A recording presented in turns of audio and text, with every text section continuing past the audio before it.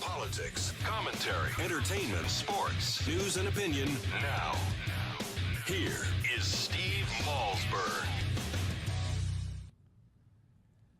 All right, folks, welcome back. We have breaking news in the crash of Malaysia Airlines Boeing 777 today, with 295 people aboard, going down in eastern Ukraine near the Russian border. The Ukrainian government is now saying, according to CNN, that they have recordings of terrorists on the telephone discussing a shoot down. I don't have any word whether or not that was before or after the downing of the Malaysian airliner. And furthermore, the Ukrainian officials are blaming officially pro-Russian separatists with missiles, as they say, and they hold Vladimir Putin responsible for the downing of the plane. So that's according to CNN. The UK has asked for a United Nations Security Council meeting to discuss the crash, according to CNN. So that's the latest right now. Joining us now is Roger Simon, co-founder and CEO emeritus of PJ Media and award-winning novelist. Hello, Roger. Hi, Steve. Interesting day all over the world. Yeah, very, very interesting day. Very scary times that we live in, obviously. I don't know what, I mean, there are reportedly over 20 Americans on this plane as well, which brings it all that closer to home, although the State Department has not confirmed that number or any number. What's your read on this? What's your theory on this?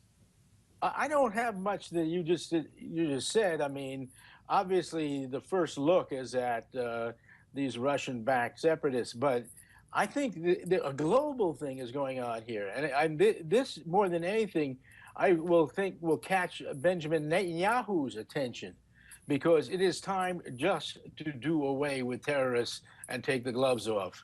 No more Mr. Nice Guy. It's over. Well, yeah, no, I couldn't agree with you more. And certainly when you allow terrorists to have rockets and you allow terrorists to exist, this is one possible result. And in the case of Hamas and Hezbollah and Islamic Jihad, I don't know what kind of rockets they have, but I know they have tens of thousands of them.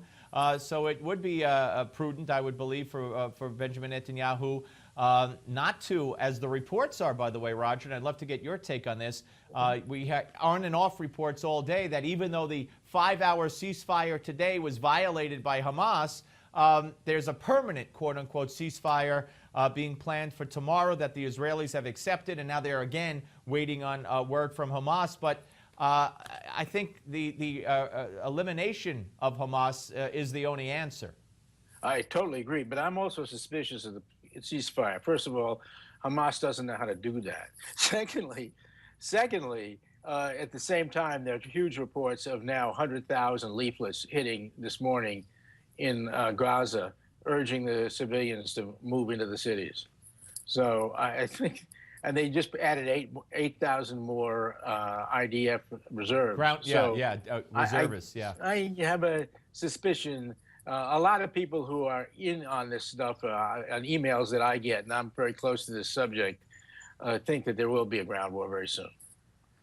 Well, this also gives, and I hate to think like this, and I hate to speculate about this, because it shouldn't even be necessary, but you've seen the media reaction. This is going to take the tote board off of the CNNs of the world, where they have Palestinians killed on one side of the screen, and then the Israeli side won, and they lament the fact that this isn't fair. This is going to provide cover of sorts for Netanyahu to, if he has the stomach to do it, to go do what he has to do while the world is focused on something else. Yes, I couldn't agree more. Also, I couldn't agree more that tote board is one of the phoniest demonstrations of bourgeois leftism and idiocy that one could imagine. I mean, come on. All those people are such bloody hypocrites. I mean, they would all, they all would be delighted to be staying in Israel, but none of them would want to stay in Gaza for 10 minutes. It's a hellhole. It's a hellhole because of Hamas. Every death that takes place in Gaza is because of Hamas. There wouldn't be any deaths in Gaza from Israelis if Hamas didn't do what they did. Wouldn't have be one. And not only It's a, that, it's a if they want phony to be fair tote about board. I mean, it's just if they want to be garbage. if they want to be fair about the tote board, they should at least distinguish between the admitted. I mean, Hamas admits that 60 or a 70 or whatever a percentage of the Palestinians killed are terrorists or militants, whatever the media wants to call them. But they Yeah, lump them militants. all together as one. Yes, I mean it's just junk. I mean, but the fact, look, the Hamas is doing what Hamas does, but it's the fact that people like CNN eat it up. It's reprehensible and really bad for the world and bad for themselves. All right, Roger, we have more breaking news because I have all the TVs on in front of me here, and I give credit where credit's due. And you are a predictor, my friend. According to CNN, Israel has initiated a ground offensive in Gaza. This is breaking as you and I speak, sir. Well, there you go. I'm Nostradamus. I got an email a little bit ahead of the game, but that's it. There you go. And guess who CNN is bringing on to analyze this and put it all in perspective?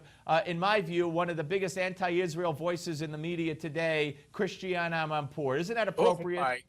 Well, thank God not a lot of people watch CNN. I hope soon more people will be watching Newsmax and CNN. Certainly more people are watching Fox. We all know it. Christiana, and Roger, hopefully even more than that, are watching right now on Newsmax television. But let me ask you this: the president yesterday, when he spoke, Israel has a right to defend herself, no doubt about that. Blah blah blah blah blah. And I was waiting for it, and it came. But there's always the but from this administration, isn't there? There is. Exercise restraint. In other words, prostrate yourself. Get killed, and then we'll love you. There's a famous old expression that Europe will never forgive the Jews for Auschwitz. Yeah.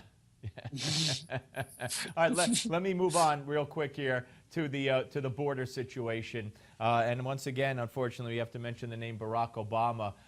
The media now, which was critical at first, at least to an extent, why isn't he going to the border? Now they've turned their attention on those who legitimately bring up concerns about health risks, about gang members and gang risks and crime risks and infiltrating these neighborhoods where these kids are going to be shipped to. And they're saying, oh, this is just a bunch of they said it about the Jews when they came to this country. They said it about the Irish. They said it about this. As a matter of fact, now I hear that Nicaragua has a better vaccination rate than the United States, or Guatemala, or one of them.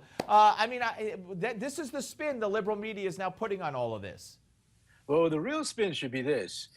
Interesting link on Drudge yesterday to that Insider magazine. If people remember that was the magazine that was started by the late Mr. al-Awlaki, the jihadist from America who went to Yemen and then got zapped. Yeah. Well, anyway, that fancy Insider is a kind of trendy jihad magazine, if you can imagine such a thing, that tries to get young, impressionable kids to join the jihad. And the big recommendation this month is to terrorize and blow up the U.S. Open. I happen to be a tennis player and take this personally. However, I mean, when I read that, I thought, oh, well, here's a thriller that Hollywood will never make. A guy slips over this totally porous border and blows up the U.S. Open right in the middle of Djokovic versus Nadal, and the entire stock market sinks, and the whole country goes to pot. Because if anyone actually did that in the middle of the U.S. Open, it would be unbelievable, the ramifications. Oh my God! But, oh my God! What is being left? That's the biggest of all the issues of that border. We are, you have to look at Hamas trying to send those people in that tunnel yesterday into Israel, and they all got killed, fortunately. Well, they're all over the place there. They're picking up Korans on the border and prayer shawls. Let's get real. I mean, the epidemic's bad enough, but that's like the end of civilization. And by the way, you're absolutely right that the U.S. Open, although I heard there's no specific threat, which is what they always love to say, and thank God there's not. Well, maybe it'd be better if there was. They could combat it better. But the U.S. Open, they're actively campaigning. The terrorists are. They're urging on their websites and in their magazines. But I can't believe I'm saying that.